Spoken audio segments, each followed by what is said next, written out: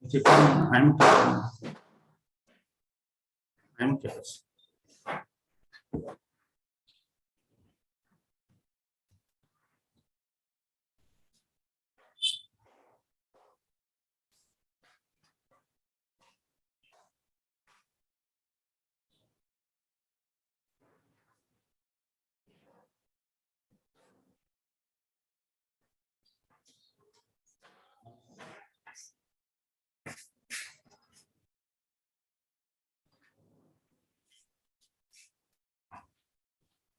Good morning, Williams.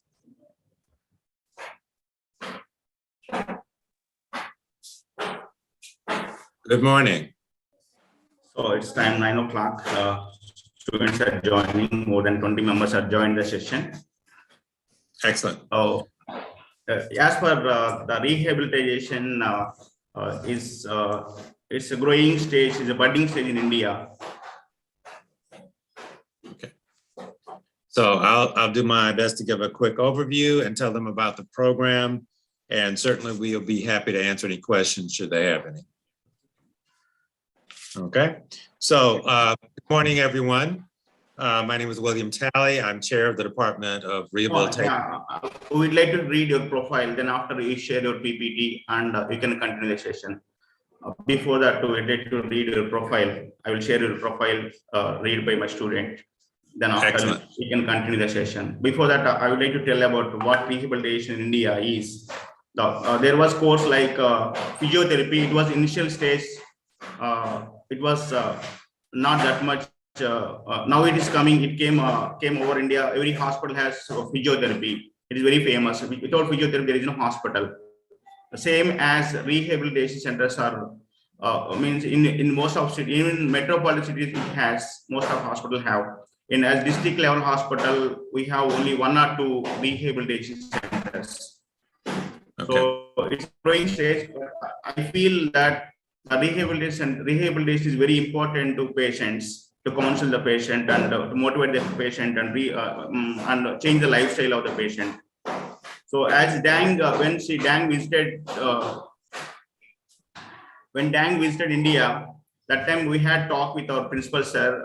We'd like to collaborate with Rehabilitation Center in our college, because as doctor of pharmacy students are capable to counsel the patient. That's what we are passionate towards, to have a rehabilitation center in our institute, so that we can do better service to the public. After third wave, we surely welcome you along with Dang and Rondal, all team, to visit our institute and what are the possibilities you can see. Okay, excellent. Thank you. Now I would like to share your PPT to read by Ritika.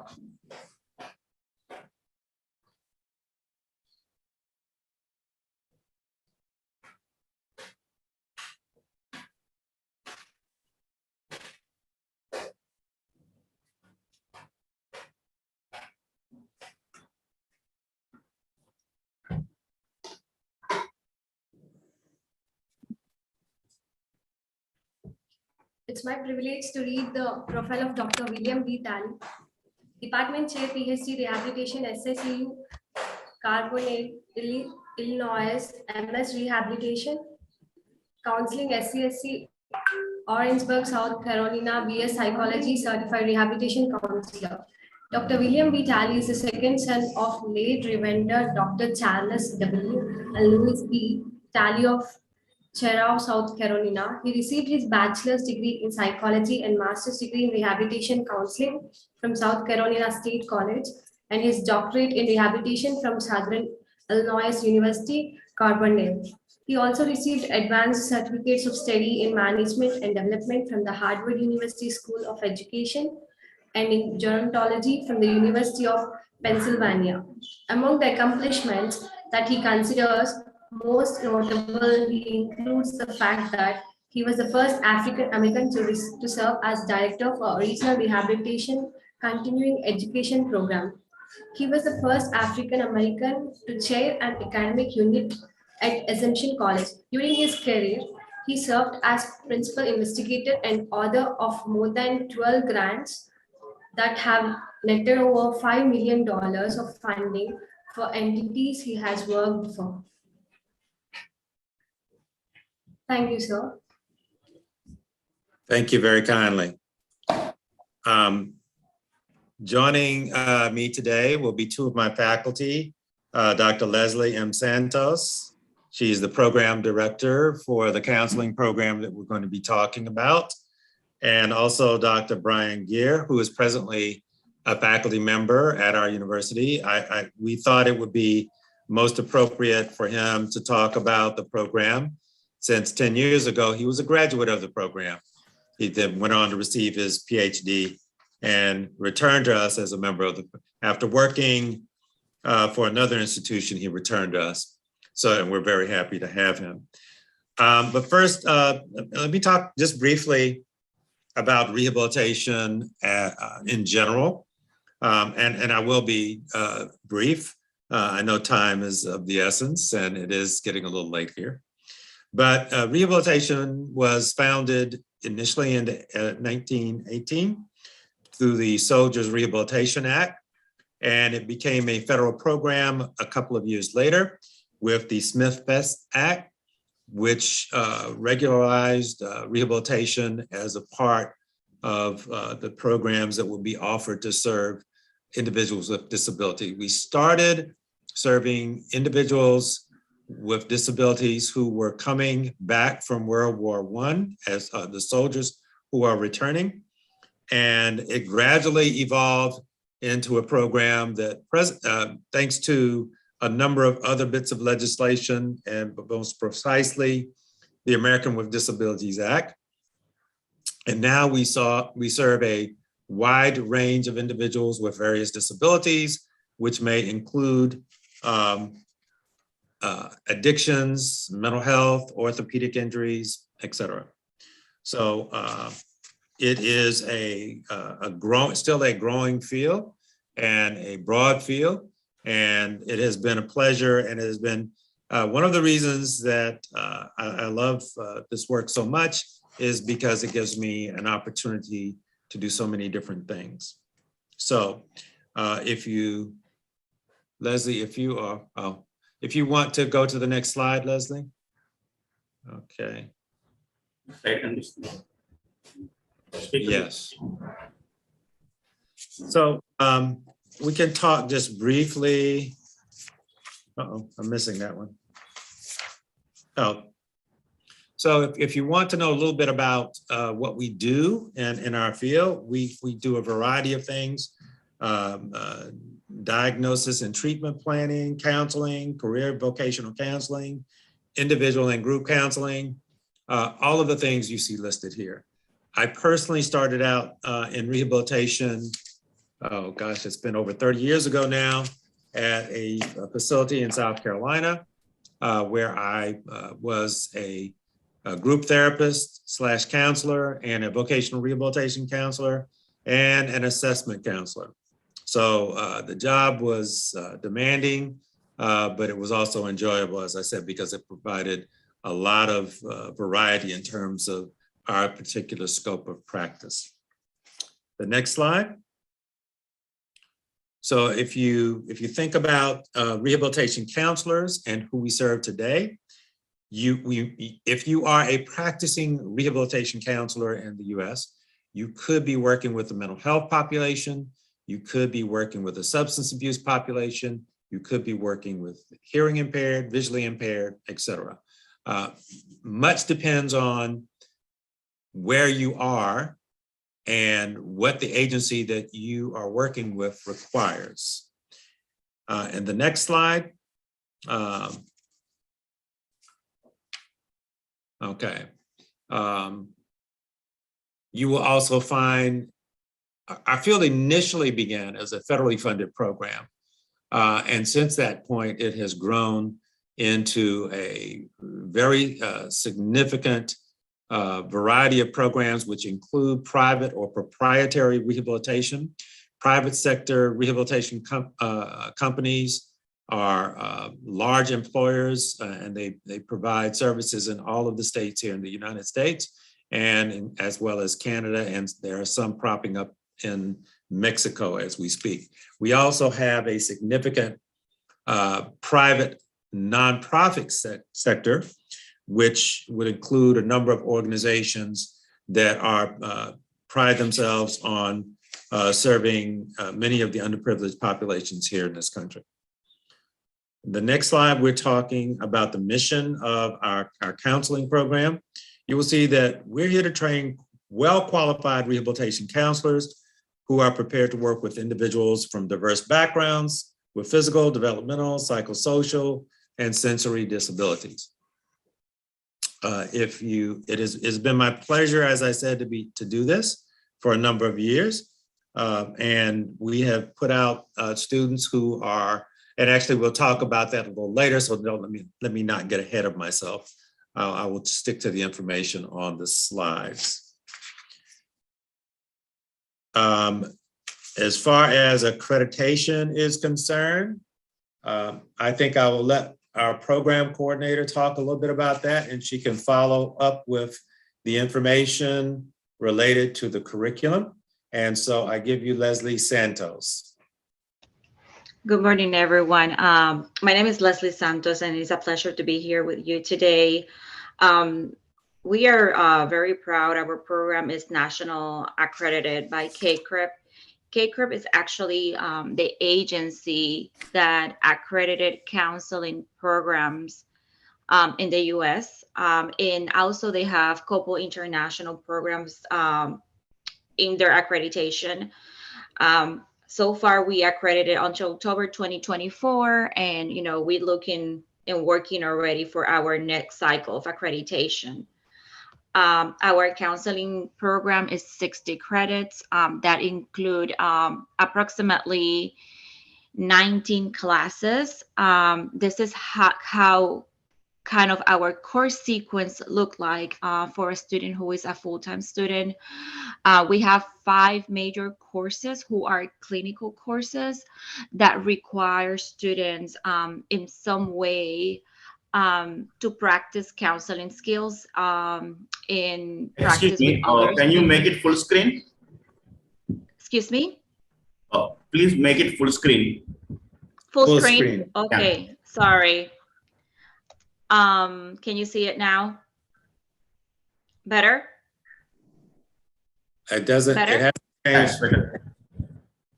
Let me see what's going on. Something's going on. You guys can see it full screen now or not yet? No, it's about a quarter screen. I don't know what's going on. Let me just try to do this again from here. I'm so sorry. Let me stop sharing and let's go share this again.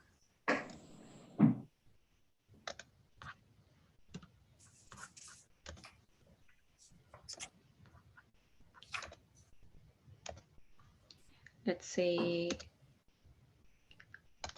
Can you guys see it full screen now? No.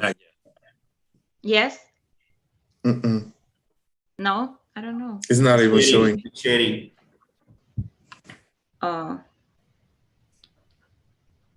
Let me see. Let me just try it.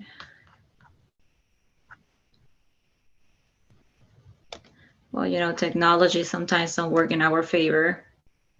Just you come to right side corner. There is full screen. Because actually I have it full screen in my laptop, but I don't know if you guys can. I can carry on. Okay. Yeah. I don't know if that works better. Yeah. Well, our program is almost 19 courses. 5 of our courses, as I mentioned previously, are clinical. We have 2 major courses who actually our students go directly to clinical settings. That most of the time is in the 4th semester. Is our practicum. The students do 100 hours in a clinical setting. It could be any agency from mental health, substance abuse. And in their last semester, they do 600 hours. Our program, because it's accredited, is student after graduation. We have, like in rehabilitation counselor, a major certification that is called Certified Rehabilitation Counselor Credential. After graduation, all our students actually can apply for that credential. Also, our students can apply for the certification for become a national counselor. And also they are eligible to apply for the counseling licensed professional counselor in the state of Maryland. Depend states that could vary the requirements, but so far, or our students, any of our students have any issues applying for the licensure in counseling in other states.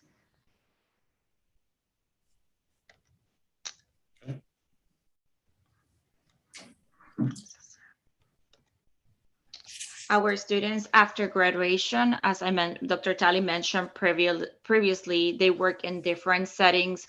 Some of them do vocational evaluation that is more related to employment, return to work.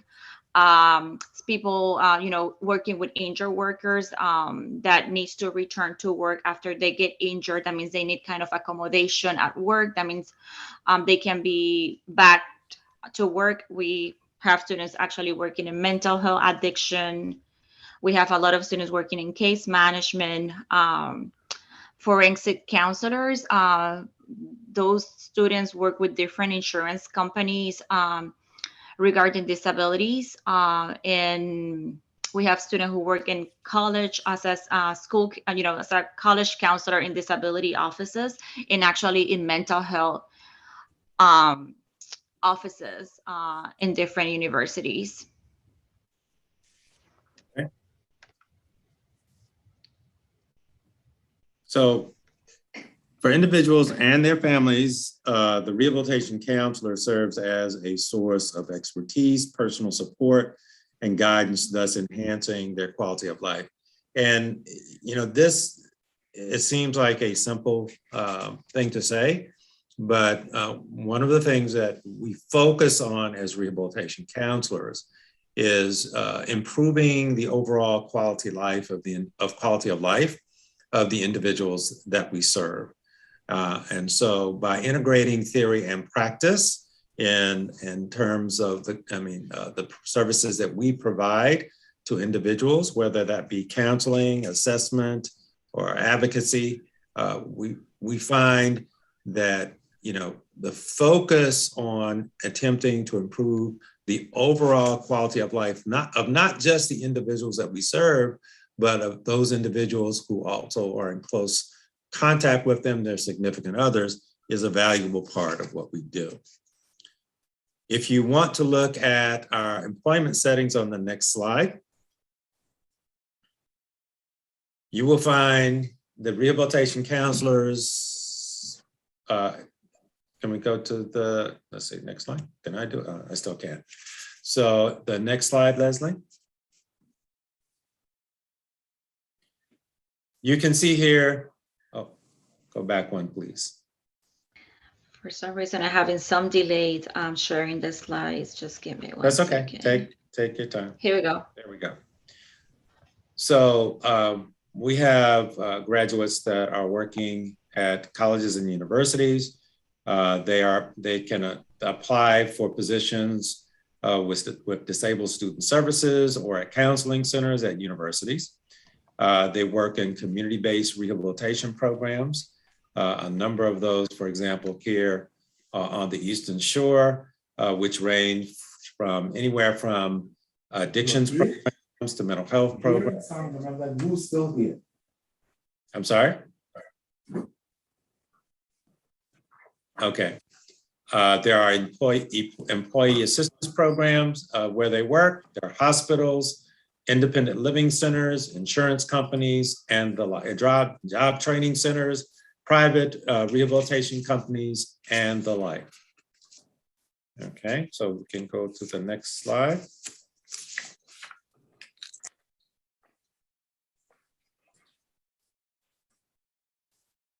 And I think we mentioned earlier that public sector rehabilitation is one of the largest sections of rehabilitation. And that includes both the state agencies. In the United States, you have, in all 50 states, you have a Department of Rehabilitation Services. In some states, you will also have a division for the blind. And so, and as well as there in a very few states, a specific division for individuals who are deaf and hard of hearing.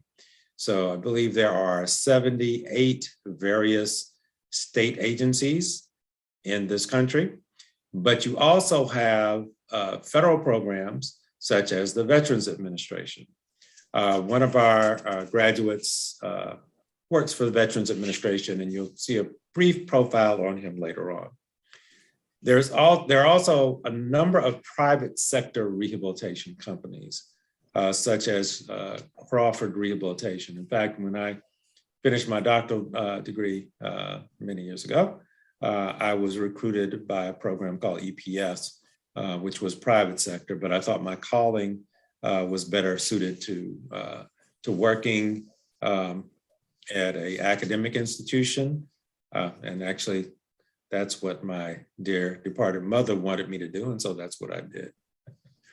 But whether you're working for a private sector, public sector, or an independent counseling service, much of what we do is essentially the same across these areas. What is the career outlook? Here in the United States, I understand, as I was listening earlier, it seems that rehabilitation is a growing interest in India. And actually, I guess I should also mention, Dr. Santos and I have just finished, well, we just started, we're about, 75% through developing an MOU to teach some students in Canada. And I've had colleagues who have taught as far away as Australia. And actually, Dr. Zhang and myself have done workshops in China, all on rehabilitation and providing services to individuals with disability. So rehabilitation is a growing field. In this country, you can, if you search Occupational Outlook on the Labor Department website, you will find that all of the fields that we have been talking about are growing fields. And I say fields, but the disciplines within rehabilitation are growing. And so there's a significant demand and an increasing demand for private sector counselors, especially those who are prepared to do, say, telehealth and that sort of thing. As you may well imagine, because of the onset of COVID, the number of individuals providing telecounseling has increased. So if we go on to the next slide, again, who we serve depends very significantly on where we find ourselves located as counselors. And so the population to be served at most colleges and universities, 90% of the individuals that you serve there and 90% of the individuals served by our counseling center, for example, are students, either graduate or undergraduate. If, on the other hand, you work in, there are a number of areas where students may work with geriatric populations, and so they may end up working with the elderly. You may work with specific populations. As I said earlier, I started out as a substance abuse counselor and a group therapist at a residential program called Holmes View Center in Greenville, South Carolina. And since that time, I've worked for the Commission on Substance Abuse, and I've worked at a number of academic institutions. But the services I provide, are similar across all of those populations. You may work with an employee assistance program, hospital patients, mental health, individuals with disabilities from a variety of other settings. And if you are in a proprietary setting, you will probably end up working with workers' compensation clients and the like. I mentioned also to you earlier, Dr. Brian Gear, and he's one of our best advertisements since he is a former graduate of the program. So without any further delay, Dr. Gear, would you please present. Thank you, Dr. Tally. Good morning, everyone in India. It's a pleasure to meet you all. Just like Dr. Tally said, I'm a graduate of the program several years ago, and I just wanted to expound on some of my experiences in the program. My background originally coming from Nigeria, Africa, was in business, and I had completed an MBA. And when I moved to the United States, was interested in doing human resources, but no, when I came in contact with Rehab, I found the need for it, having had firsthand experience of close family members and people within the community that had disabilities that needed these services. And so I thought I should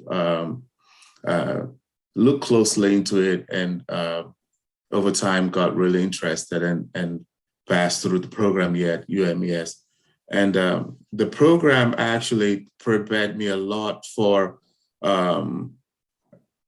my doctoral program, because I was taught several things that I didn't know before about persons with disabilities and about the range or the possibility of services that they could receive and how that could help them to live independently and also to find employment and also to become productive members of society.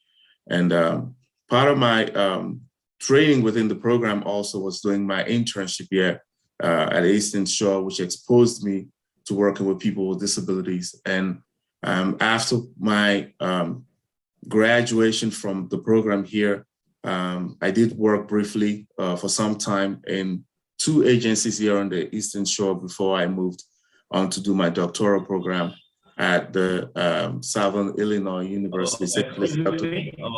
Are you moving slides? The employment settings you are in, the slides are not moving. Yeah, the slides are frozen. They're not moving at all. We do apologize for that. Okay. You are on 14 slides. So can you pull him up, Leslie?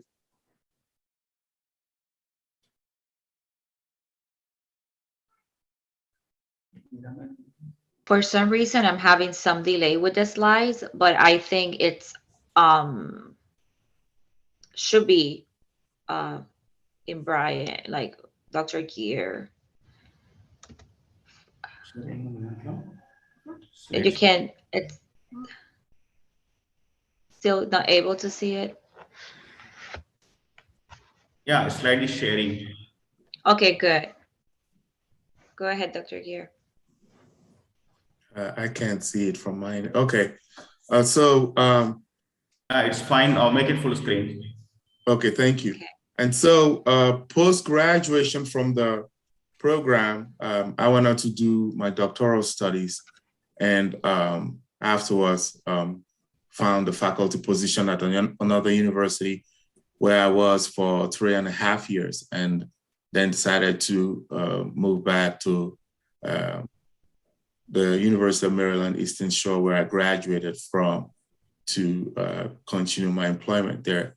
And so just as Dr. Tally said, the program did lay a very solid foundation for me. And so regardless of the background that your students would have, if they were to get admitted here or to get enrolled here in the program, they will be prepared, and we would help to support to lay that foundation for them such that they could build upon it and be able to get the expertise and the knowledge that they would need to work with people with diverse kind of disabilities in both urban and rural areas in India and around the world. Thank you. Thank you, Brian. Leslie, are we able to advance to the next slide? There we are. So I always feel that the best way to understand what a program prepares you to do is to look at where your graduates are. And so I presented an assortment of individuals such as Nonette Sykes, who was actually a graduate of our program almost 2 decades ago. She's now the Chief Equity Officer and Inclusion She has a position as a Chief Equity Officer and Inclusion Officer for Beltline, which is an agency in Atlanta, Georgia.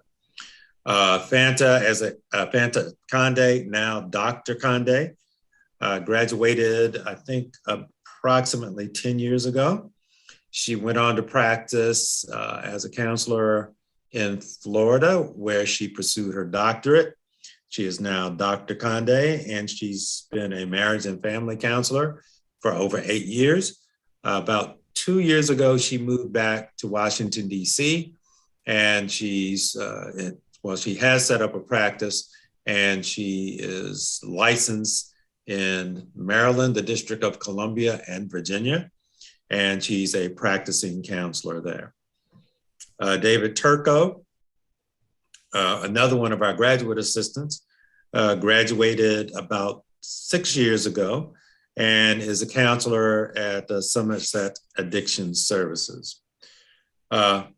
Morgan Chandler, who is a personal favorite of myself and Dr. Santos, was also one of our graduate assistants, and she's a licensed counselor, and she works with Worcester Counseling Services. Medora Frazier is a graduate 4 years ago, yes. Medora Frazier is presently a doctoral student at Howard University, and she's working on a degree in neurological psychology. And Jaleesa Johnson, actually, Jaleesa is another favorite. She was on our bowling team while she was here, and they actually won two national championships. But she's presently a doctoral student in clinical psychology. So if you take a look at what our students do after graduation, a lot of them go on and find gainful employment in a variety of settings. Not mentioned here, I thought we had Bernard Jordan. He currently works with the Veterans Administration in Washington, D.C. And there are a number of our graduates like Quayle, who work for various departments, Department of Rehabilitation Services in Pennsylvania, Maryland, Virginia, North Carolina, West Virginia, and New Jersey. So if you want to move on to the next slide, you'll get an idea of how diverse our faculty are. And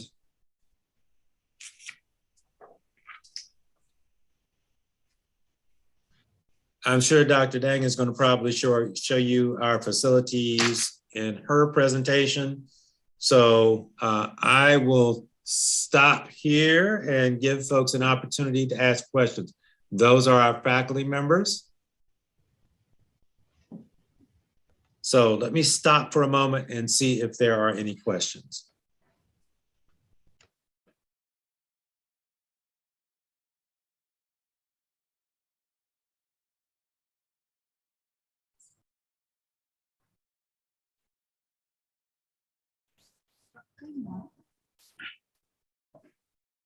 Yeah, it's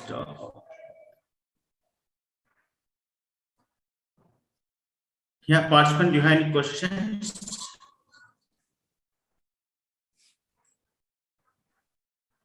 Sir,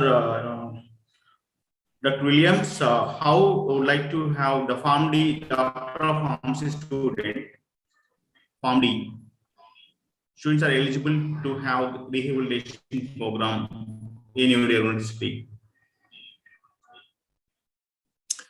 Sorry, how can they take advantage of rehabilitation in their own state? They're in India? I'm sorry, I wasn't clear on the question.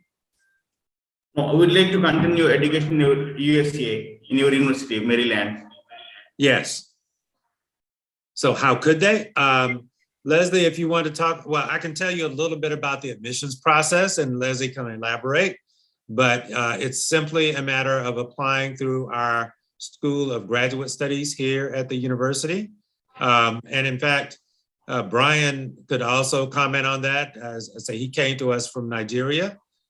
He simply applied for graduate school, was admitted, and we're enrolled. I don't think it was very difficult at all. Leslie, would you like to comment just briefly on what that process is generally like? Yes, it's actually very simple. You can go through the university website, go to admission, and go to grad admission. I think the most important key here is we need kind of validate transcript. We use ways to validate students' transcript.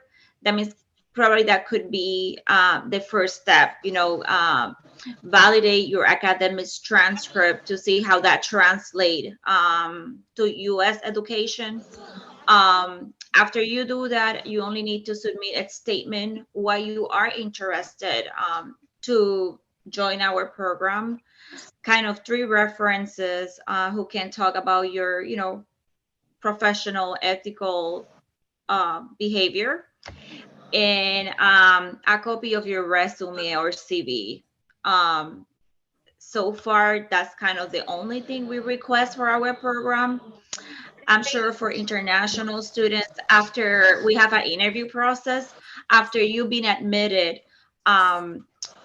and go through that admission process, the grad school will keep in contact with the students to be sure to help, to get the student visa, whatever is needed to come aboard to the program. Yeah, sounds good. Williams, would you like to have a rehabilitation program from collaboration from your university to our institute? I'm sorry, I just hear so much delayed and I didn't hear what you say last. Would like to have our program with our university. He was asking about collaborations between your university and our university. Already we have an MOU with you. Yeah. So if I can bring Yin Dang in for just a moment. So I'm sure we have talked about collaborations. As I said, we presently have a collaboration, not with the university, but with an agency in Canada, and we are working on establishing other collaborations. Dr. Dang, would you like to comment on how to make that sort of thing happen? Well, we already have an MOU with Telepathy, so I'm sure that we can add the Department of Rehabilitation involved if you want that type of service to your students. I'm sure that I could talk with Dr. Allen to make that happen. Thank you. Yeah, one of students is asking question.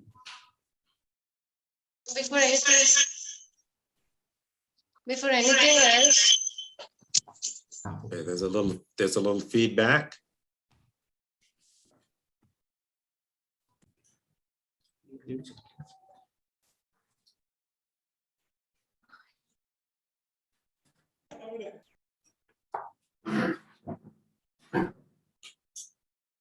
Dr. Tali, before anything else, that was a great session.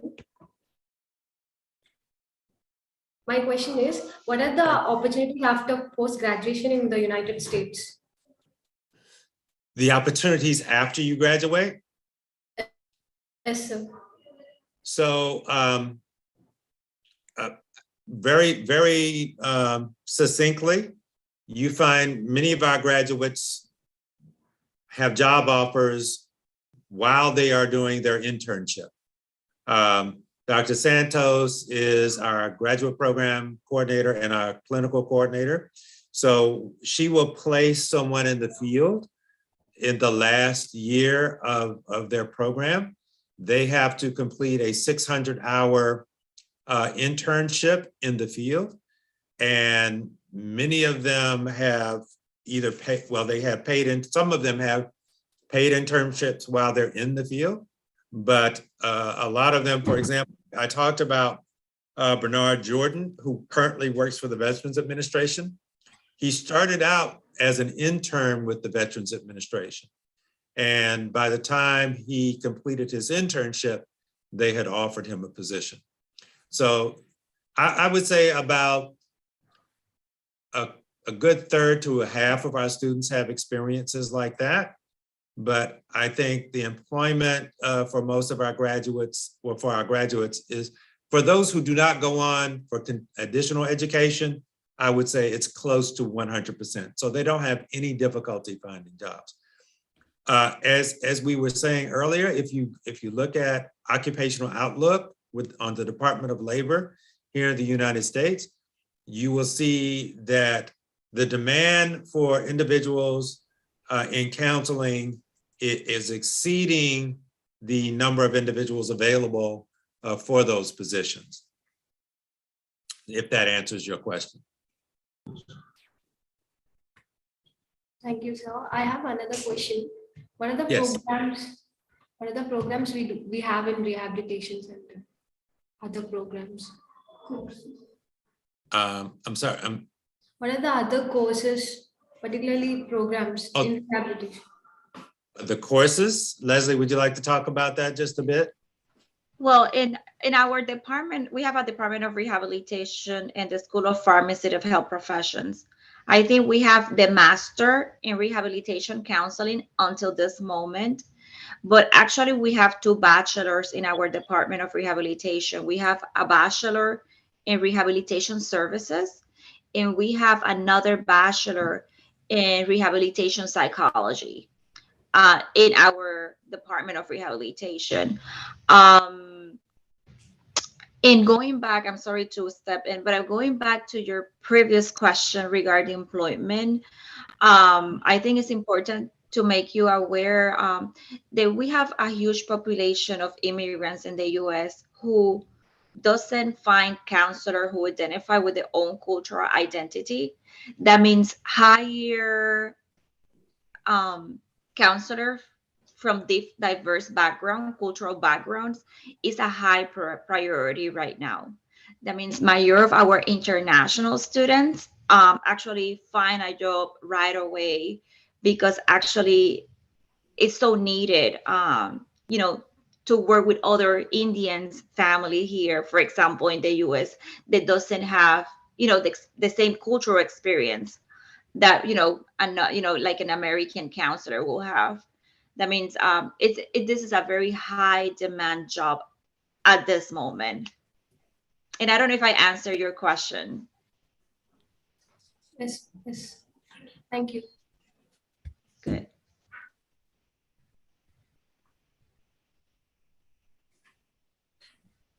Okay.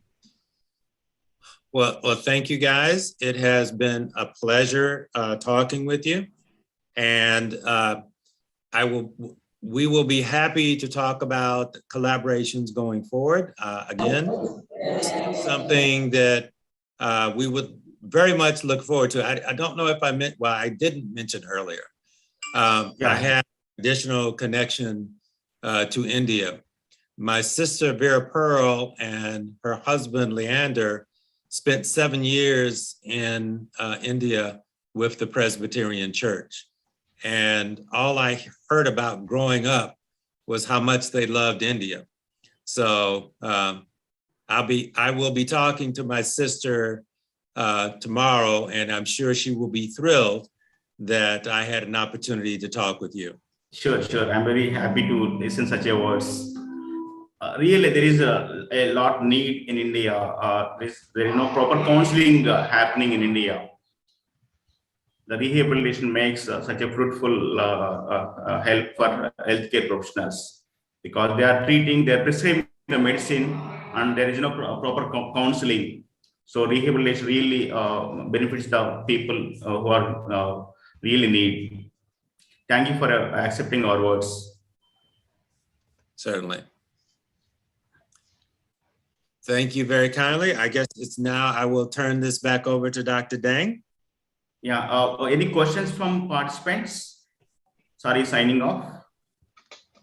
I can. President Williams spending a valuable time. I will stay here for a few moments. I'm going to let Dr. Santos and Dr. Gear go. So if you have, because they have other obligations, but I will stay around for a few more minutes. Well, I will stay around and listen to Dr. Dang.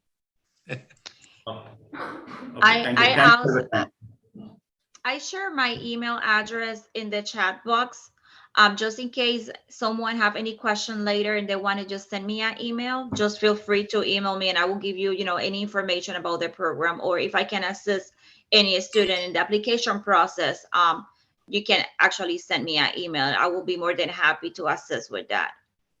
I hope everybody have a great day. Thank you for the post. Okay, thank you. Thank you. Good night. Good night. It's a good morning here. It's good night to you. It's good morning. Opposite timings. Good morning. Enjoy the rest of your day. Yeah, surely we are going to join in your university by 2022 with your support. Thank you. Bye-bye. Thank you, Williams. Your valuable time. You have given wonderful words to us and give cooperation. Now it's time for the second session. Dr. Ann Dang.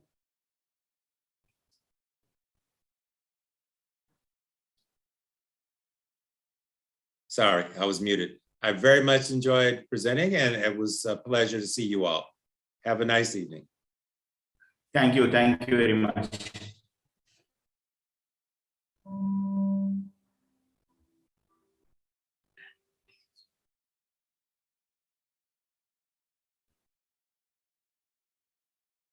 Dan, good morning. Good morning. How are you? Yeah, fine. What about you? Awesome. Dan.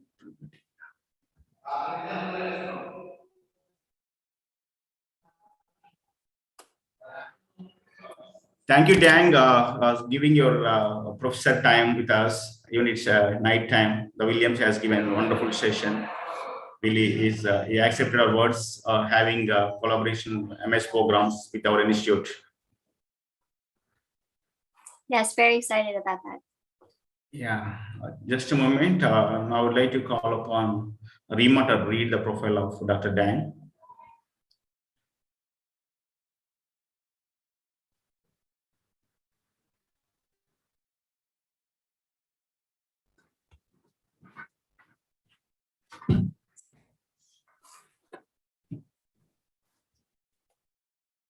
It's a privilege to read Dr. Yang's profile. Dr. Yang Dang Family CTTS Associate Professor of Pharmacy Practice and Administration, Director of Global Health, University of Maryland, Eastern Shore. She earned her Doctorate of Pharmacy from the University of Sciences in Philadelphia and completed a specialized residency in ambulatory care at Temple University School of Pharmacy. Her practice site is located at Shakespeare Healthcare in Princess Anne and Pocomoke, MD. Dr. Dang is a member of the Maryland Pharmacists Association and Maryland Public Health Association. She is also certified as an immunization provider and sits on the statewide advisory commission on immunization. She serves as the Director of Global Health at the School of Pharmacy and was selected as one of the Maryland's top 100 women in 2019. She has pursued her Doctorate of Pharmacy in the year 2011 in the University of Sciences in Philadelphia. PA Postgraduate Year 1 Pharmacy Residency in the year 2012, Temple University of Hospital, and PA Postgraduate Year 2 Ambulatory Care Residency in the year 2013 in Temple University School of Pharmacy. Thank you, ma'am. Thank you.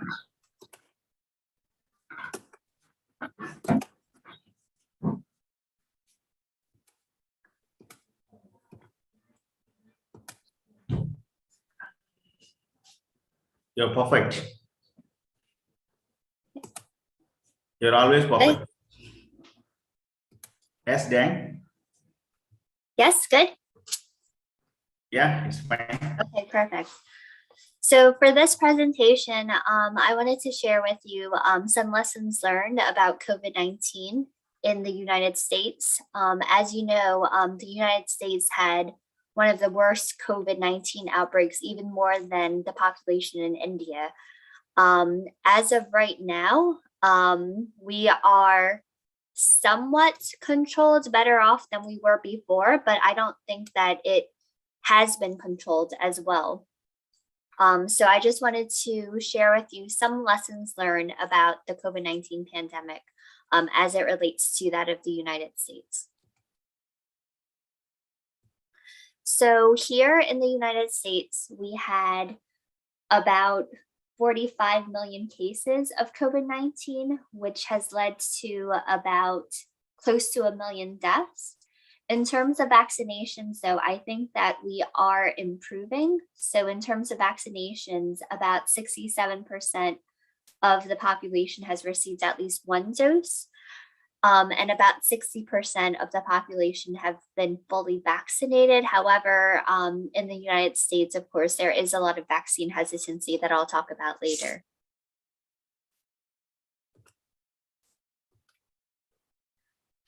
So here, as far as the impact of the coronavirus in the United States, at least half of the households we have in our 4 biggest cities in the United States, this includes New York, Los Angeles, Chicago, and Houston.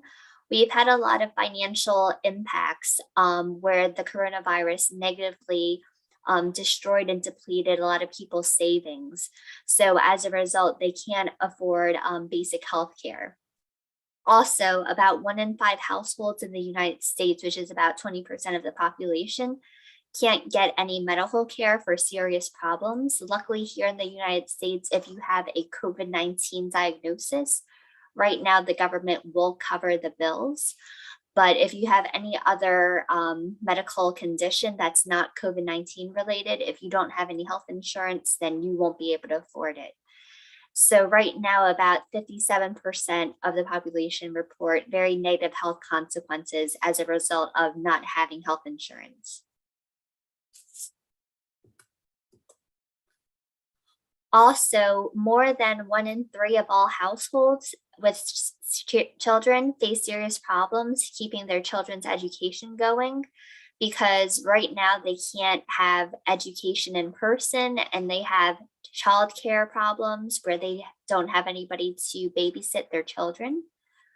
Also, 1 in 3 households with children either don't have a high-speed internet, and as a result, they're not able to access a lot of virtual settings like Google or Zoom. And as a result, these children are unable to do their schoolwork because a lot of them are online. And finally, about 43% of rural households have lost their jobs, have been furloughed, or have their wages decreased. And this is particularly among minorities, particularly among Black people and Hispanic people. So as far as what's happening right now with the coronavirus pandemic in the United States, we see a lot of inflations and shortages. So on the left-hand side, you see a picture of the shelves. This is what it's like in a grocery store right now. The shelves are pretty bare. We have Thanksgiving, which is a national holiday coming up in 3 days, and we're missing a lot of grocery items, things like turkey, potatoes, stuffing. So it is a critical time right now because we don't have a lot of supply. On the right-hand side, you see car issues, particularly with gasoline. So gasoline, the prices are definitely inflated now. I think a year ago, it was only $2 a gallon, and now it doubled to close to $4. And of course, there's shortages with gas too. So people are unable to commute from place to place. We also have a housing crisis right now. So with the inflation, the housing prices increased drastically compared to last year. And a lot of first-time home buyers have been priced out of the market because with the higher prices of houses, they're not able to afford it. Also, during the pandemic, there were housing laws where you were allowed to stay in your home. And even if you couldn't pay rent, you couldn't be evicted or forced out of your home. Now those laws have ended. So if you can't pay rent, if you have an apartment or a house, you have to leave. On the right-hand side, you see a picture of a sign called Help Wanted. This is pretty much the most common sign right now on all the stores in the United States because we have labor shortages. So after the pandemic occurred and things reopened again, actually not a lot of the workforce came back to work.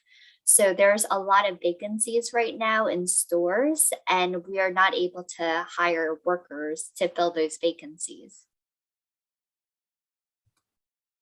So a reason why for that is your picture on the left. So a reason why we can't fill people to replace the jobs is that a lot of people now prefer to work at home. They want to do remote work. They don't want to go to the office anymore. And during the pandemic, a lot of people took advantage of looking for other career opportunities. So they are looking into computers, they're going back into school, and they're finding jobs now that improve their quality of life. And finally, on the right-hand side, what's happening also in the United States right now is that we're seeing a lot of racial inequalities. So particularly for Black people, for Hispanic people, for Asians, we do see a lot of barriers right now that they're facing in terms of healthcare, finances, education, because of the pandemic. You know, it is harder for these populations compared to Caucasian people to access services that they need. And of course, with this, there's a lot more hatred, a lot more distrust from these groups for the government and for the healthcare sector. Okay. So during the pandemic, I think from a healthcare implication, one of the biggest things that occurred was just how bad the COVID-19 pandemic was in the field of mental health. Because most of the time we don't really talk about mental health, we just talk about physical health. But during the COVID-19 pandemic, it really exposed how big of a disease state mental health is. So this is a poll showing that many adults during the pandemic had very negative impacts on their mental health and well-being. A lot of people had difficulty sleeping, difficulty eating. They had increase in alcohol and other substance abuse. About 41% of the population had this. And of course, this is from the worry and stress of the pandemic, but also for things like isolation from the quarantine, as well as job losses. On this slide, you see a chart of the number of people suffering from anxiety and depression during the COVID-19 pandemic. So right now, a lot of the concerns about mental health and substance abuse have grown, including the concerns about suicide. So here in this chart, you see that about 36% of the population right now suffer from anxiety. 28% suffer from depression, and then 41% suffer from a combination of anxiety and depression. And these numbers are twice as high as the year before. And with this, we're seeing higher rates of suicide as well as drug abuse. So with this population, we also have young adults. They experience a number of pandemic-related consequences due to closures of their schools, as well as loss of income. And this contributes to their poor mental health.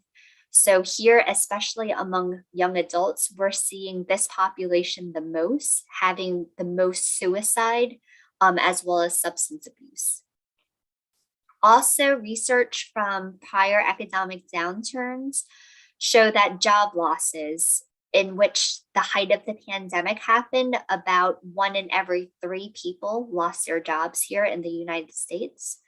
And job losses is associated with depression, anxiety, and distress, as well as low self-esteem and suicide.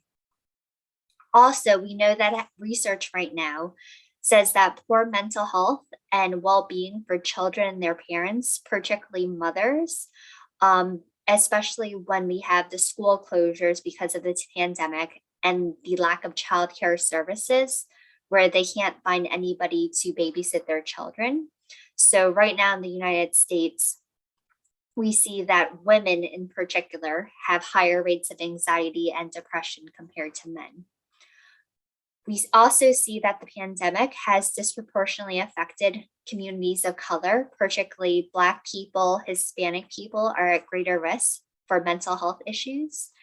And of course, essential workers continue to face a number of challenges, including a greater risk of getting COVID-19 compared to other workers. And of course, this population has more mental health issues and suicidal thoughts compared to other groups.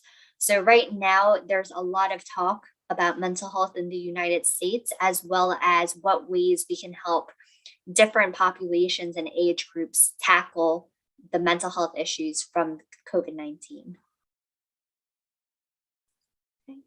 So right now, for COVID-19, I think that we are getting better as a country, but we still have a lot of pockets where the COVID-19 pandemic is still on the rise.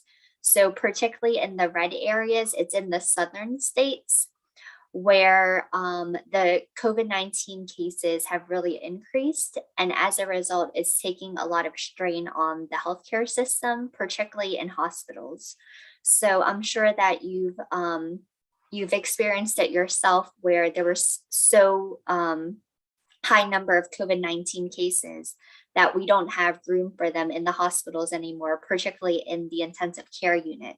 So particularly in the South right now, because they do have lower vaccination rates compared to the rest of the country, they are running out of intensive care units and beds for people to be hospitalized. So as a result, they have to transfer people from different hospitals to even out of the states to take care of them.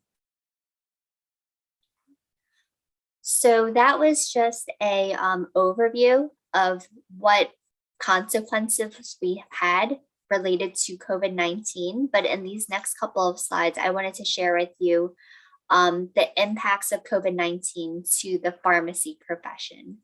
So the first impacts of COVID-19 is that there's a lot of shortages of healthcare professionals, including pharmacists in the healthcare sector.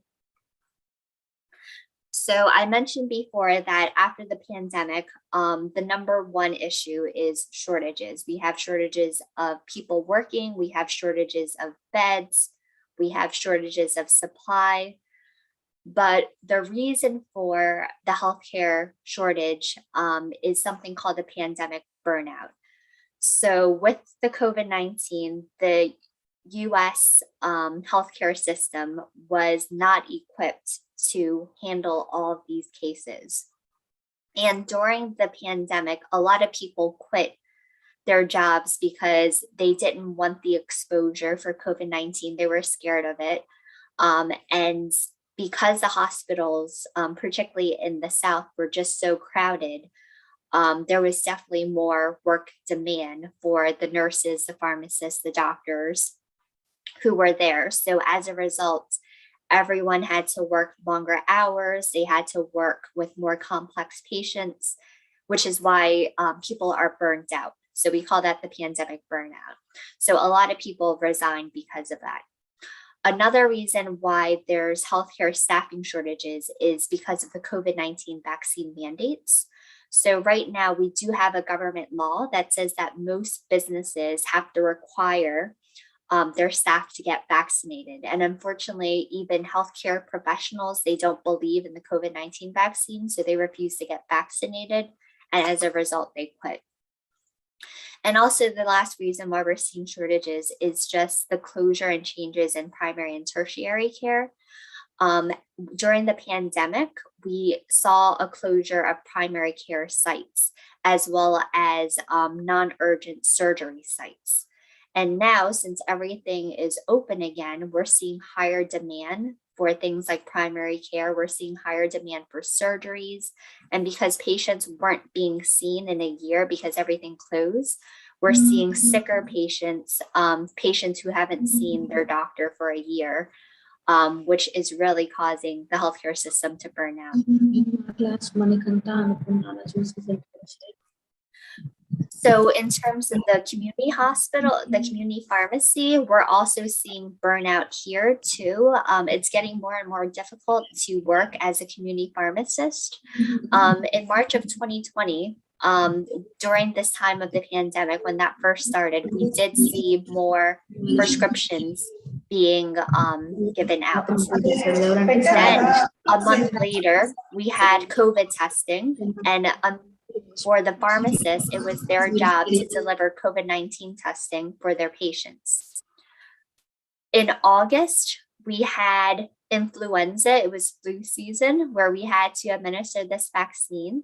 And then last December, we had the approval of the COVID-19 vaccine. We have 3 now. So with all these high work demands from COVID-19 testing to flu vaccines to COVID vaccines to more prescriptions, we also see a lot of burnout in the community pharmacists too. Okay. And as I mentioned before, unfortunately for healthcare professionals, there is vaccine hesitancy here. You can see here the reasons below why even healthcare workers do not get vaccinated. For example, they're nervous about the long-term side effects about the vaccine. They want to wait to the future to get vaccinated, or they don't have access to the vaccine. But it's pretty unfortunate that even among healthcare professionals who have to work with COVID, they refuse to get vaccinated, and instead they just quit their jobs and go someplace else. That's pretty unfortunate. So because we've had a lot of staffing shortages here in the US in the healthcare sector, we have some plans to assist with that. So for the contingency capacity strategies, the first is to adjust the staffing schedules, try to hire more healthcare professionals, and rotate them to different positions that support patient care activities. So here we recommend that you cancel, if you had to, any non-essential procedures and visits, and shift everyone to patient care activities. Also try to develop regional plans where you can have other healthcare sectors with other sites, where you can transfer patients from one site to another if that's allowed. And also, we also allow people who are asymptomatic, who have had exposure to COVID-19, although these people have been vaccinated, okay? If they're vaccinated and they have COVID-19 exposure, but they are not showing any symptoms, then they can still continue to work, but they can't have any patient care direct contact. So that's another method to overcome the staffing shortage. However, in the South, some hospitals don't have enough staff, and they had to operate on a crisis capacity strategy. So here they had to transfer patients from their hospital to other healthcare facilities because they didn't have enough staff. Also, they allowed asymptomatic people who are not fully vaccinated to take care of their patients, although here it really depends on the type of activity. Most of the time for these healthcare professionals, again, they don't have any direct patient care contact. So for example, they just work in the lab. And then if the health shortages continue, if they do have confirmed COVID-19, you can consider them to work so long as their patient interaction is very minimal and their symptoms are mild. Of course, here in the US, we haven't gotten to that point yet, but if the hospitals are overwhelmed and we don't have enough staff, it might get to that point. So in terms of primary care and COVID-19, with all the staff shortages and the shutdown of facilities that we've had, we see a lot of people being missed for primary care appointments. So about half of all the patients that we had missed or canceled a primary care appointment during COVID-19. And about 45% of them worried that they had issues being unchecked during the pandemic. So here during this time right now, we're seeing a lot of complicated patients coming into the doctor's office, the clinics. We're seeing actually a lot of cancer cases right now because a lot of cancer has been undiagnosed for a year. Also with this, during the pandemic, about 63% of medical practice were closed temporarily or permanently. 57% didn't go to their medical care appointment because they were afraid of exposure to COVID-19. And 7% of them didn't have the money or the finances to go. So we see a backlog of people trying to get seen by a doctor right now. And right now it could take months and months for somebody to even schedule an appointment for a regular checkup, let alone a specialist. Okay.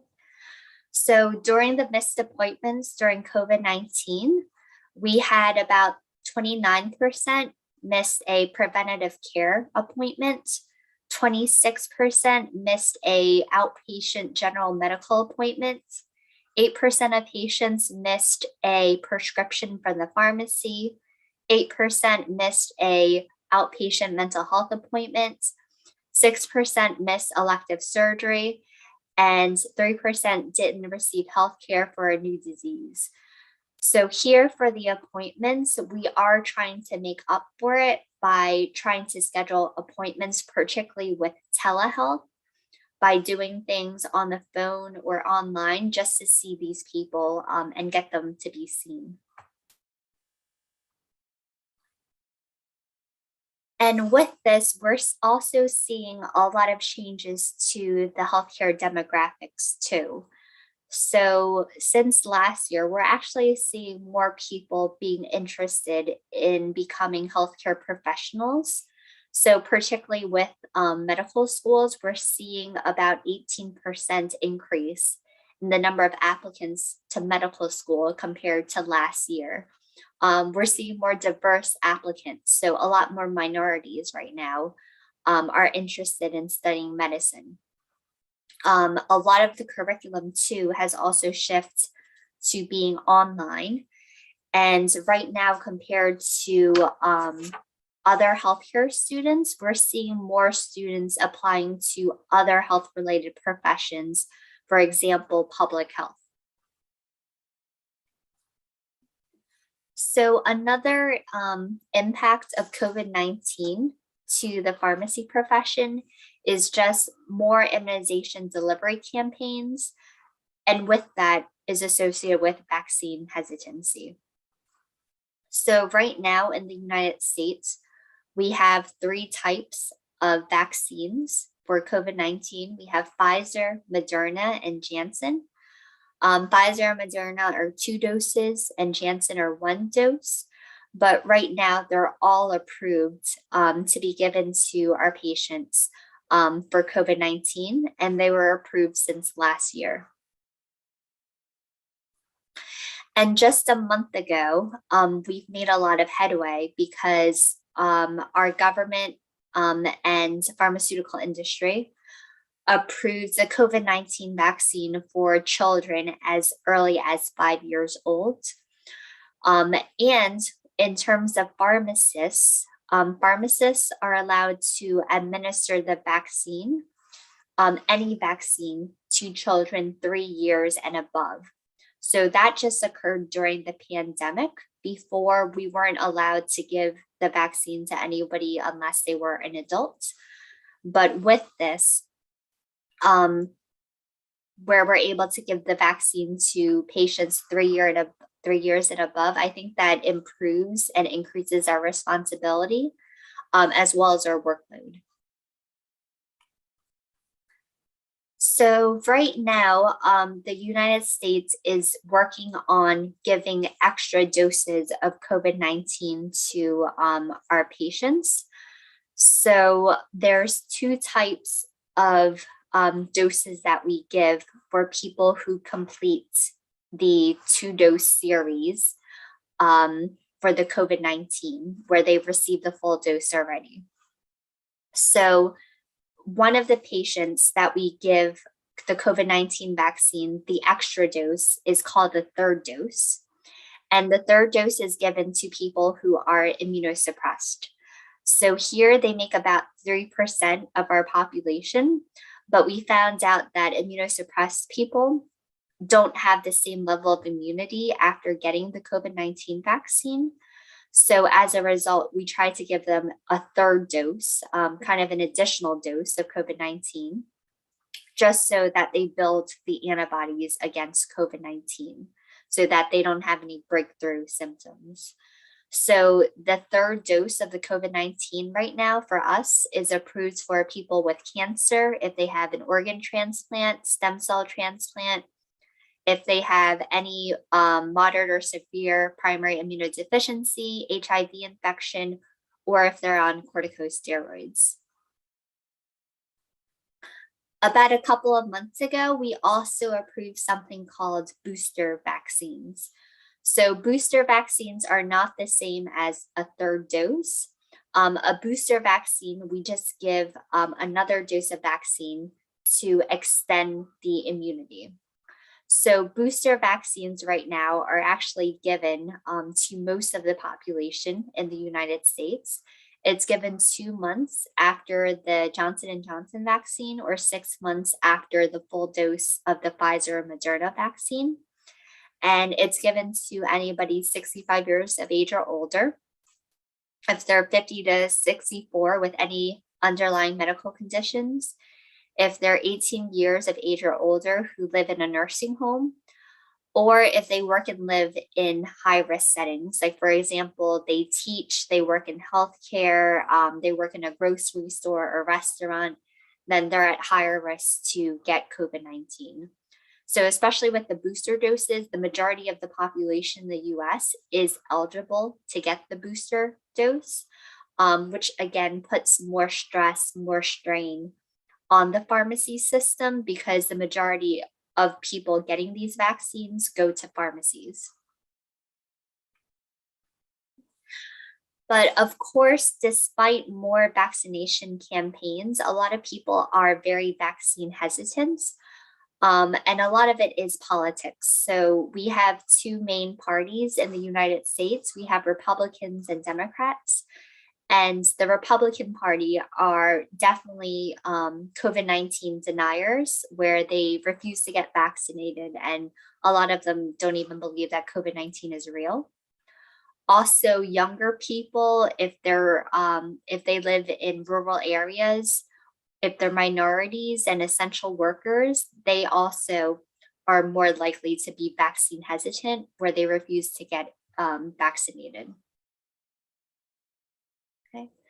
So a lot of people don't want the COVID-19 for a lot of reasons. So they're afraid about the side effects and the safety of the vaccine. They think that the vaccine is being made too quickly and they don't want to be a guinea pig. They want to wait and see if it's safe. And if it's safe for their friends and family, maybe they'll get it later. They don't trust the government. They just want to wear a mask and use other precautions like hand sanitizer instead. Maybe they don't like the vaccine. They don't believe that they're at risk for getting COVID-19. And some of them even don't believe that COVID-19 is a serious illness. Okay. And unfortunately, we're seeing a lot of these reasons come up as we're trying to push people to get vaccinated. And these are very common reasons why they refuse the vaccine. And if you refuse the vaccine, that really kind of explains the situation that the United States is in right now, where in some parts of the country, COVID-19 is still surging despite having COVID-19 vaccine widely available. And it's unfortunate because right now, COVID-19 is very preventable. So a lot of reasons, the three main reasons for vaccine hesitancy is convenience, where people don't think that they want to get the vaccine because it's not available or accessible. Complacency, where they don't see the risk versus benefits of it. And confidence, where they just don't trust it. And it's mostly the confidence for the COVID-19 vaccine, where they don't trust the government, they don't trust the healthcare sector, they don't trust their family and friends. It's the confidence issue primarily that prevents them from getting the COVID-19 vaccine. So as healthcare professionals, what we're doing, at least for our pharmacy students, is training them on the case approach to combating vaccine hesitancy, because we're sending people out to talk to people, to patients about COVID-19 vaccine, and they absolutely refuse to get it. So this case approach to vaccine hesitancy really explains the importance of getting vaccinated. So C stands for collaborate, where you acknowledge the patient's concern, find some points in which you agree, and set the tone for a successful talk. A stands for about me, where you describe how you as a healthcare professional has knowledge and expertise on this issue. S is science, where you describe what the science has to say. And E is give your advice to your patients based on the science.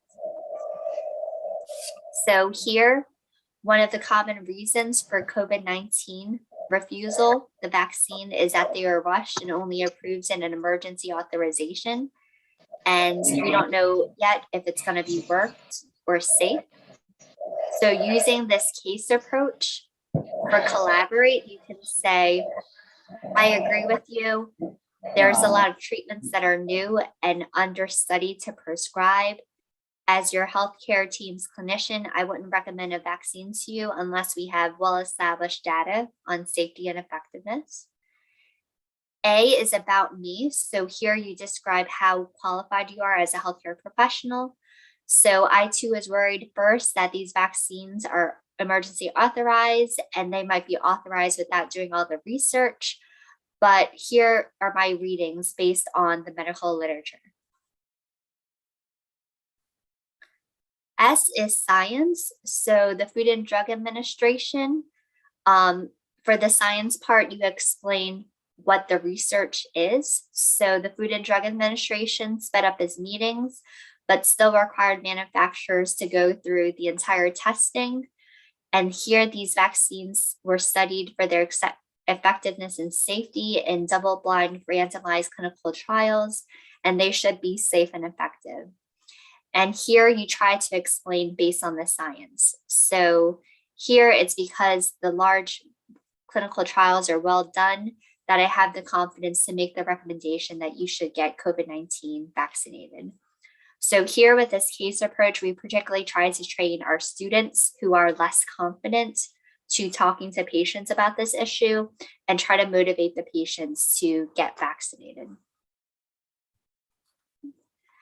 So a third impact of COVID-19 to the pharmacy profession is just right now we have a lot of advancements in telemedicine and technology. So telehealth or telemedicine is the delivery of healthcare services by all healthcare professionals where we're separated by a distance. So right now, telehealth, we can do it in one of two ways. Synchronous, where we have at the same time, you talk to the patients on the phone, on video, on a tablet, or on a computer, or asynchronous, which is done at a different period in time, where the patients will give you their information, whether that be their blood pressure, blood sugars, and you analyze it and talk to them at a later point in time. So here for teleservices and primary care, we have something called the virtual check-in. And here it's a communication service where doctors and patients talk together on a technology platform, either on a telephone or by laptop. And we have a term now, it's called an e-visit or electronic visit, where here a communication portal is established between the patient and the provider, and it's usually online. So we have a lot of electronic medical records now that allow for this technology. Also, in terms of primary care, we have a lot of mobile health devices now, like smart watches, artificial intelligence that analyzes your data. In the pharmacy, we also have medication adherence apps that you can track to see if your patients are actually taking the medications, as well as sensors on inhalers, as well as internet-enabled blood sugar monitorings and insulin pumps. So despite the advances in telehealth, there are advantages as well as disadvantages depending on your patient population. So on the patient side, there are a lot of advantages to having telehealth services. So here it's allowed for patients to have improved access to healthcare, especially if you're elderly, especially if you live in very rural areas that are medically underserved. These patients benefit from telemedicine the best. Also, they're able to reduce the patient's costs of traveling and missed days from work, and even childcare costs. So here we have less disruption in the patient's life with telemedicine, which ultimately allows for not only better disease state control, but more patient satisfaction. Of course, telehealth is not for everyone, so there are disadvantages. So here we do have, despite this, reduced access across communities in which they don't have access to the internet. Some people don't have access to computers or smartphone devices, particularly if you're elderly, if you are a minority, or if you live in very rural areas. It's kind of hard to imagine that some people don't have internet service, but actually about 20% of the population in the US do not have internet service. Also, for the patients, some of them, especially if they're older, don't know how to use these electronic devices where you talk to the healthcare provider on your phone, on your internet. So that is a barrier for people to get involved in telehealth services. On the provider side, though, there are advantages of using telehealth. So here we see less patient no-shows because it's easier for patients to be involved in these visits, and allows you to have shortened visit times. So this allows you to streamline your workflow process. This really allows the patients to care. This allows the clinicians to care for their patients in a more meaningful and effective way. So as a result, this really decreases burnout as well as increases the communication, sharing of information from their patients to them. The disadvantages is that because everything is online or on the phone, there is less face-to-face interaction. So as a result, the relationship between patient and provider is sometimes not there. It's harder for them to build a relationship with the patients. It's harder for them to trust them. So as a result, you do have to take that extra step to bond with your patient. Also, you're going to have to do workflow changes, as well as there might be some laws that may prohibit you to advance telehealth depending on where you live. Among the practice side, the advantages of telehealth is that there's more reimbursement opportunities. So here, among the practice sites, we've had better business models where these practice sites are able to increase revenue as well as increase quality of care for the patients getting these services. This, of course, is from less overhead costs. So you could do these telehealth services in a smaller office. The doctor could talk to the patients from home. And as a result, this does help with provider shortages as well as less disease spread. And especially if you're trying to connect services for specialists to patients, it is easier to get patients to see very medical specialists. The disadvantages, though, there are a lot of costs in setting up remote healthcare delivery. So here you have to provide things like internet, staff education, privacy settings. And of course, with this, you really have to train the healthcare staff on how to use it. And finally, from the payer side or for the emergency, from the insurance side, the advantages of using telehealth is that it really does reduce the cost of hospitalizations and ER visits, which really does reduce the overall healthcare costs. So there was a study that said that every telehealth visit reduced the healthcare cost by $125, which is pretty significant. The disadvantages, though, is that not every telehealth visit is reimbursable. It depends on which insurance that you have. And also, unfortunately, pharmacists doing telehealth services right now is not reimbursable. So for me as a pharmacist, if I talk to a patient on the phone, if I talk to them online, I would be doing that for free right now because the laws don't cover that. And finally, the last thing is the impacts of COVID-19 on the fact that there is more point of care testing and clinical services at community pharmacies. So right now, point of care testing is on the rise. And here it involves performing a diagnostic test outside of a laboratory where you're able to get a result. And this identifies any chronic or acute infections. So here in the United States, most laboratory testing requires something called the Clinical Laboratory Improvement Amendment. Sorry about that.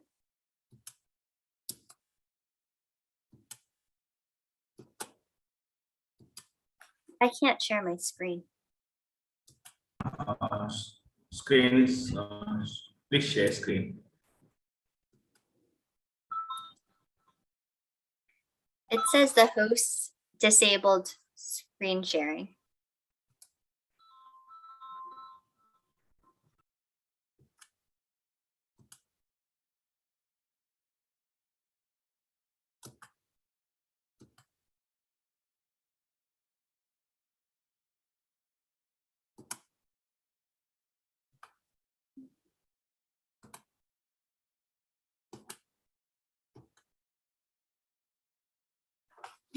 Well, I can't share my screen, but I can just go on with the presentation because I'm almost. Yeah, share the screen, no problem.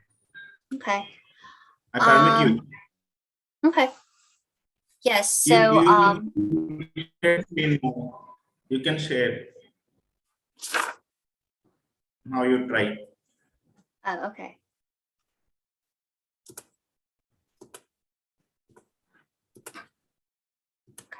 Okay, now I can see it. Yeah, it's coming. Yes, so as far as the point of care testing, a lot of the testing, they need the Clinical Laboratory Improvement Amendment to allow you to perform a lab test. But here for the point of care testing, this is waived. So it's easier to get the results without having to transfer it to a lab. So here, the point of care testing, depending on what type of test it is, it's a lot easier to get the results in a short time frame. It's approved by the government. And sometimes the results may sometimes not be as accurate compared to that of a lab, but it is definitely more convenient for the patient to get the results. And right now, point of care testing is rising. It's actually predicted in the next 5 to 10 years to exceed immunizations right now as the main driver of revenue for community pharmacies, which is kind of surprising because right now community pharmacies for immunizations, that's the #1 source of revenue for them right now. And definitely in the next 10 years, as point of care testing becomes more and more mainstream, this is going to replace that, we predict. Okay. So there's a lot of point of care testing available out there. A lot of pharmacists right now use collaborative practice agreements where they form an arrangement with the doctor for their patients to do these point of care testing so that it's easier for them to get reimbursed for this. The most common type of point of care testing that we do right now is those related to things like streptococcus or influenza. Because a lot of patients who show these symptoms were able to get the results in the pharmacy. If it's positive, then the pharmacist can give them medications. And if it's negative, then they can refer them to their primary care doctor if their symptoms are bad, because it's not the diagnosis. Especially with COVID-19 right now, we do see a lot of point of care testing when it comes to COVID-19 testing. So here we have a lot of rapid kits for COVID-19 tests, where you do a nasal swab and you're able to get the results within 15 minutes. But for these rapid tests for COVID-19, pharmacists right now are able to generate a lot of revenue just for performing this one service. So as far as the models, the first model here on the left, if pharmacists wanted to partner with a lab, what they could do is collect the specimen and send this to the lab, and then the lab will get paid for the service, and the pharmacist can get a portion of that money. Okay. However, this really isn't ideal for most pharmacies. So the model on your right, where the pharmacists themselves apply for this CLIA certificate waiver, okay, they themselves take the entire sample for the specimen. They themselves conduct that point of care test and get the results themselves, and they will get the entire reimbursement from the insurance. This is now the preferred model for point of care testing. And finally, for the COVID-19 pandemic, especially in community pharmacies, we're seeing more autonomy, more responsibility for what pharmacists are able to do. So depending on the state now, not only can you do point of care testing, you can also do minor diagnosis. So for example, if somebody comes in with lice, you're able to perform diagnostic testing on them. If you needed to do a point of care, you could do that too. And also offer them medications based on this.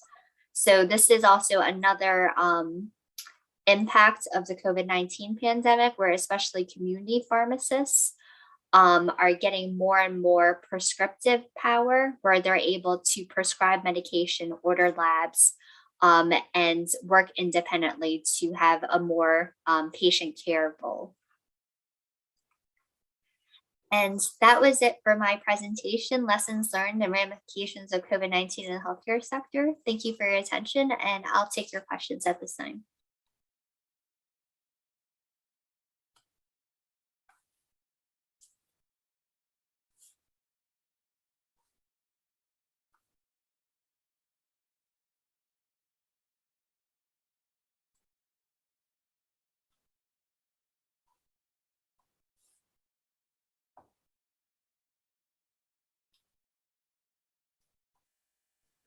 What happened then? Yes, What happened? I said I'll take your questions at this time.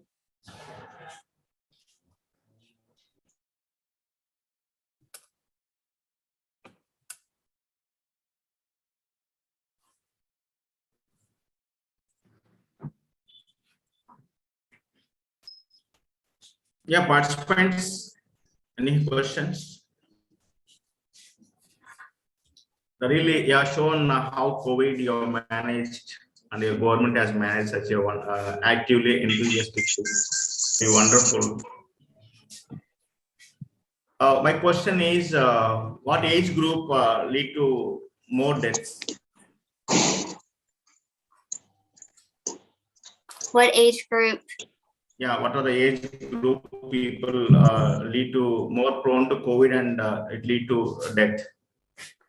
So before, the age group was elderly and people with comorbidities, particularly if they were immunosuppressed or had chronic diseases like diabetes and obesity. Now, for the hospitalizations, we're seeing a lot of young people being hospitalized, particularly those who are healthy, those who are in their 30s, people without any health conditions, and they're being hospitalized and put on a ventilator. And the reason why that's happening is because they refuse to get vaccinated. Okay. Means you have told in a session there are three vaccinations, which is perfect vaccine. In India, we have only two vaccines. One is Covaxin, one second one is Covishield. Means the same even as such a developed country like USA is the one of the top country in the global.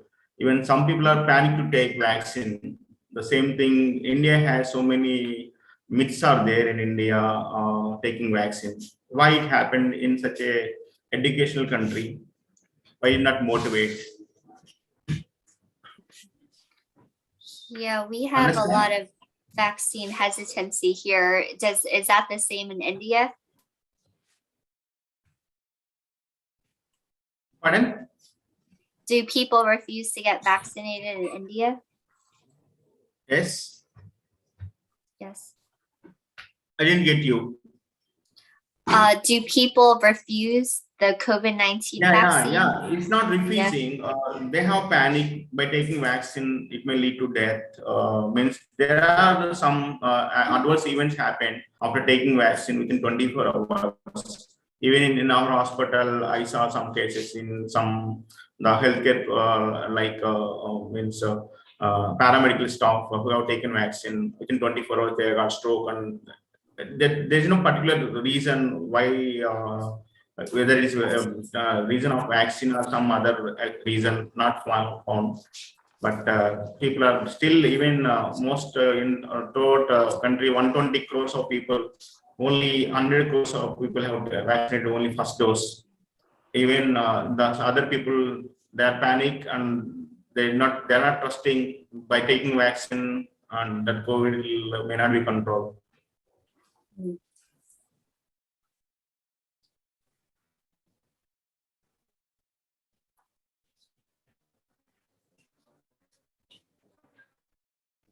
In USA, there are three vaccines. No, I mean, which vaccine is better vaccine?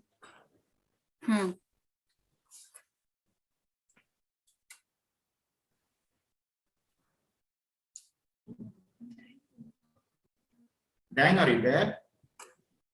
Yes, I can't hear you. What? Yeah.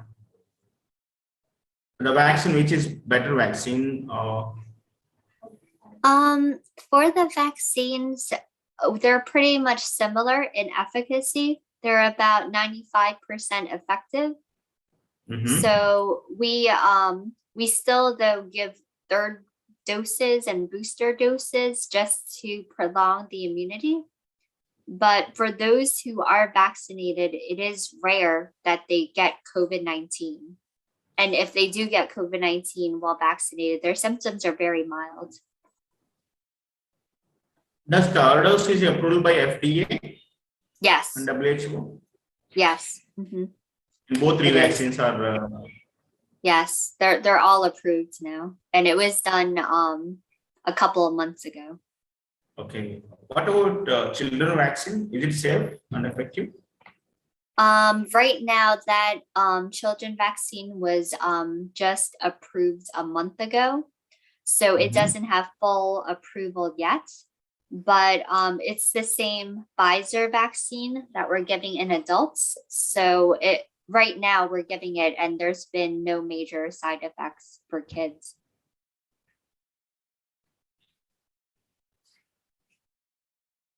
Yeah, my student Ritika has one question.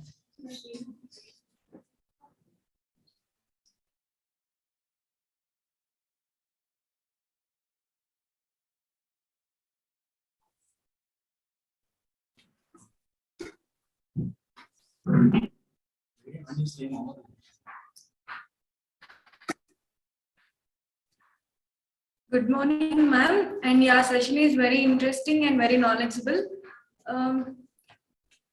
Can COVID vaccine can be safely taken by diabetic patient?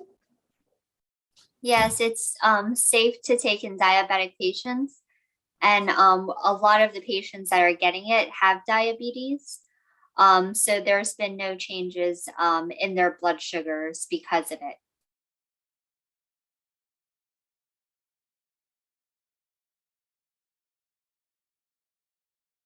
Do patients with any other comorbidities can take COVID vaccine safely? Yes, in fact, at least for the United States, there's no contraindications for the COVID-19 vaccine unless you have a severe allergy to the vaccine. But otherwise, if you have diabetes, hypertension, if you have cancer, all of those patients should get the COVID-19 vaccine. Thank you, ma'am.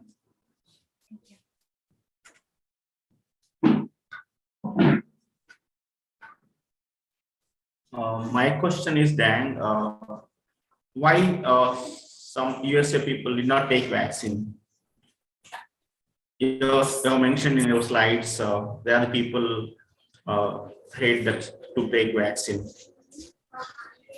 So I think a lot of it is they don't trust the vaccine because they don't think that it's safe or effective, or it was developed too quickly. But a lot of where their beliefs come from is from the media, particularly on the news, on social media like Facebook. They're just getting wrong information. And because of that, their family, their friends also get that wrong information. So it's kind of ingrained in them right now. But it's unfortunate because we do have a lot of educational campaigns right now in the United States to really try to correct the disbelief and the wrong information out there. But some people are just very set in their ways. Is there any people means after taking vaccine, have you seen any cases lead to death, immediate death because of vaccine? Yeah, definitely. Unfortunately, people who don't take the vaccine, they're even healthcare professionals.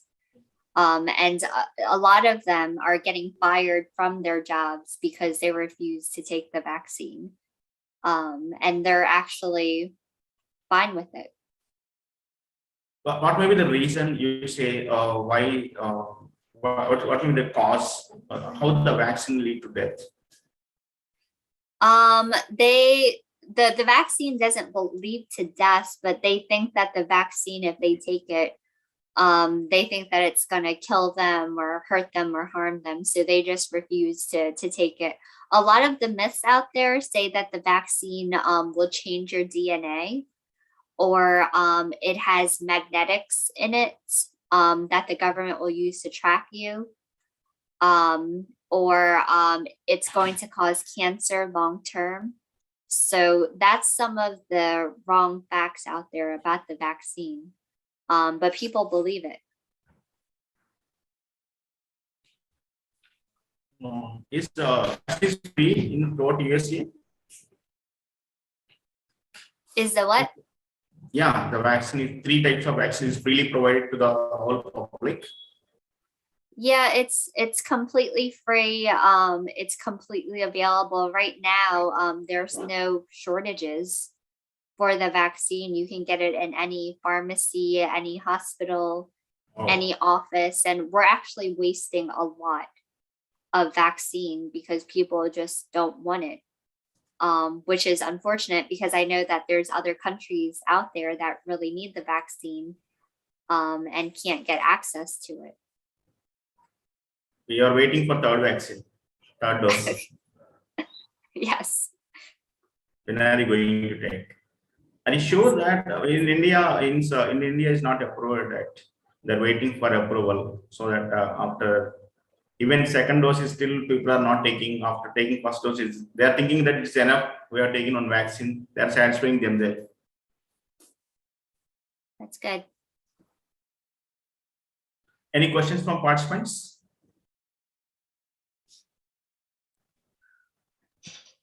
Dr. Yen, I need to ask one question.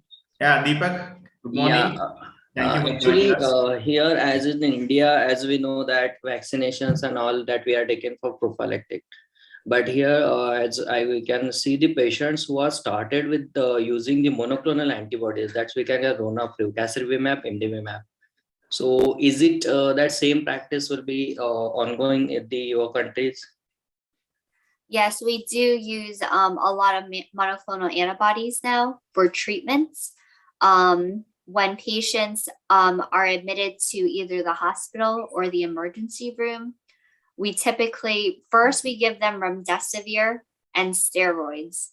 But if that doesn't work, then we use tocilizumab or benignimab or seralutinib. But there's actually shortages in these monoclonal antibodies right now. So we've had to fall back on just using remdesivir, which is the same drug that we use for Ebola, as well as steroids for treatments. For the monoclonal antibodies right now, because we don't have a lot in supply, we usually reserve that for the severe cases. Correct. Thank you. Thank you. Thank you. Thank you, Deepak. Yeah, participants, do you have any questions? I think Dang is getting sleep. It's a sleep time. That's fine. I hope. Any questions from participants?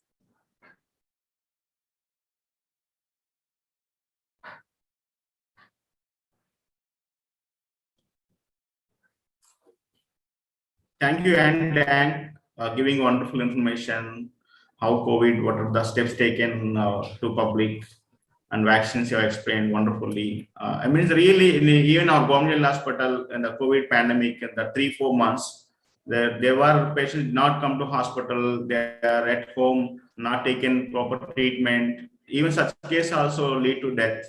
Happened, outpatients are limited, means there was a lot of curfew, and it's a full lockdown, so not able to come to outside. And if they are, means some people are economically they are poor, not able to reach the private hospitals.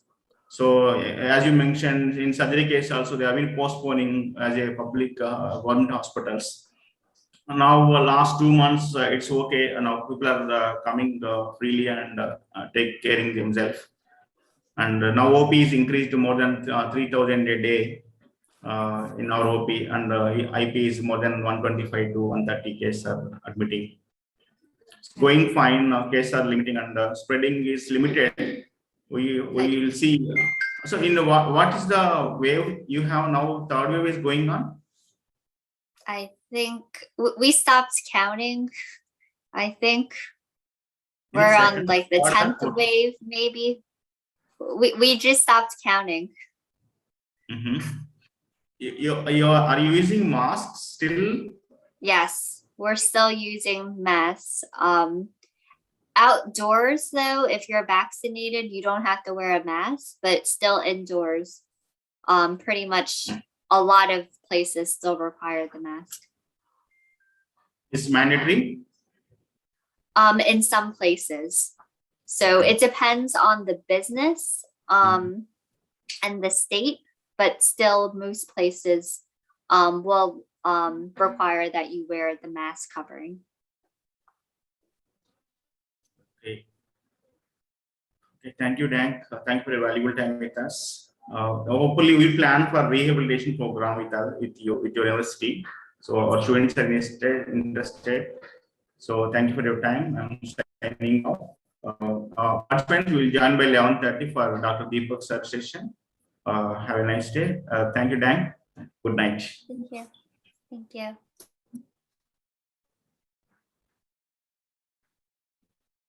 Participants, please join by 11:30 sharp. I'm ending the session.